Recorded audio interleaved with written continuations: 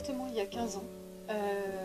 C'est assez amusant parce que j'ai remporté le prix Femmes au Festival de Hyères en 1999, au mois de mai. Donc ça fait pratiquement 15 ans que je travaille maintenant. En fait, c'est une petite maison à la fois avec une dimension artisanale et à la fois avec une vocation internationale, c'est-à-dire l'envie de monter une collection avec l'appui du savoir-faire parisien, vraiment défendre la place de Paris et surtout de la couture parisienne.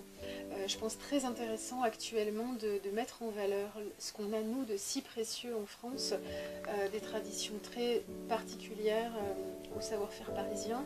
Moi, la maison Stéphanie Couder, on peut tout à fait identifier le produit sur du double face, réversible, sur de l'utilisation du jour-échelle, des finitions très couture qui sont réservées normalement aux grandes maisons.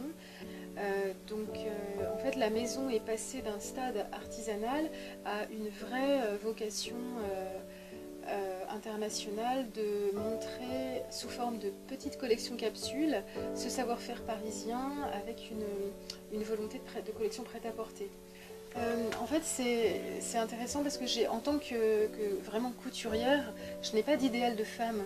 J'ai vraiment que des énergies de femme qui me plaisent et qui me portent.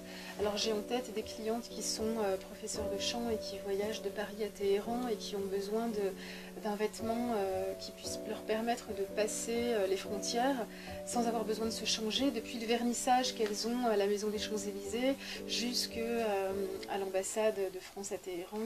Voilà. Le style de la maison, je dirais, est un tailleur flou. J'ai envie de parler de cette expression que je reprends maintenant beaucoup, le tailleur flou, c'est-à-dire l'armure souple.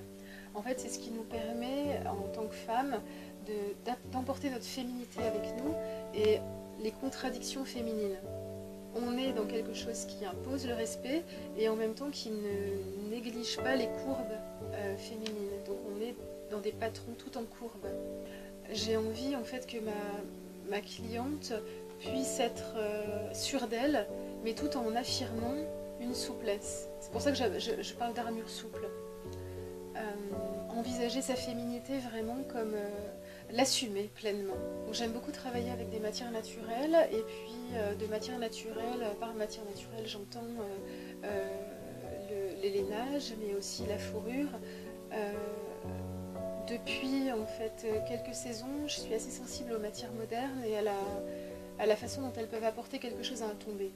Pour moi, en fait, il n'y a d'intérêt à utiliser du polyester que si c'est pour du plissage, par exemple, pour maintenir des plis. Je travaille beaucoup avec le washi, c'est une matière japonaise à base de papier retravaillé et puis de soie. J'aime beaucoup les matières sophistiquées qui apportent une note intime au tissu. En fait, j'ai envie de parler d'intimité de la relation aux vêtements. Le must-have, je pense au manteau asymétrique. Je travaille beaucoup dans les asymétries, dans le biais. Moi, j'ai un faible personnel pour un manteau asymétrique bleu marine avec les coutures jour-échelle noires. Au niveau du savoir-faire, la maison va s'orienter quasiment exclusivement et à partir de maintenant et puis depuis une ou deux saisons sur le double face séparable. Cette façon de tisser, le tissu en double face permet en fait de travailler dans le biais et a un côté absolument couture puisqu'on évite la doublure, donc ça apporte une grande légèreté aux vêtements, mais qui doit absolument demander un savoir-faire de nombreuses années puisque le tissu doit être impeccable à la fin, en fait on replie tout à la main. Donc il y a à peu près 1 à 2 journées de travail par pièce pour quelqu'un qui connaît très très bien la technique. J'ai cette technique-là avec l'incrustation en plus de jour-échelle pour marquer l'importance de l'emplacement de la couture. Je choisis toujours la couture en fonction de son utilité. Est-ce qu'il va y avoir une poche? Est-ce qu'elle va passer par l'omoplate? Est-ce qu'elle va éviter une emmanchure? Tout ça en fait me permet, finalement j'ai l'impression de ne pas arrêter de coudre pour éviter. Tout le savoir-faire parisien réside au niveau des structures du vêtement et de ce qui se passe à l'intérieur, de ce qui est caché. Paris, les Parisiennes, mes 2 arrondissements préférés, le 20e et le 7e, pour leur côté un petit peu à la fois résidentiel, désertique et aéré. Moi j'ai la chance d'habiter sur une petite colline avec une vue sur tout Paris. Moscou, le Kremlin, le Rouge, des bouleaux, une forêt de bouleaux.